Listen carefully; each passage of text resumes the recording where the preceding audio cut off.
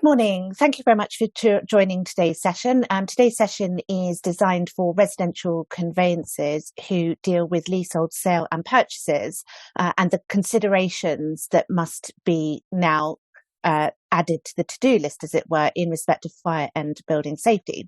So in terms of who I am, I'm Mary Knowles. I'm a solicitor at Commonhold and Leasehold Experts Limited. I am primarily a landlord and tenant lawyer, but I also undertake residential conveyancing. So in terms of today's course aims, there's quite a lot of content that we are going to work through today, as you will see on this next slide. There are 6 key headings that we're going to consider in the next hour. At the end of the session, I will put up my email address. So if anybody has any questions following the session, please do feel free to drop me an email and I'd be very happy to assist at that point.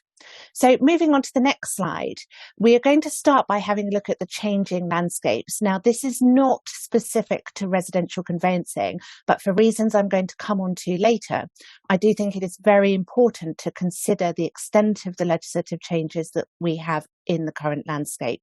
And a lot of it is landlord and tenant based, but it will inevitably have some impact on residential conveyancers. So on this current slide, you can see listed here 4 different extent of changes. So we've got new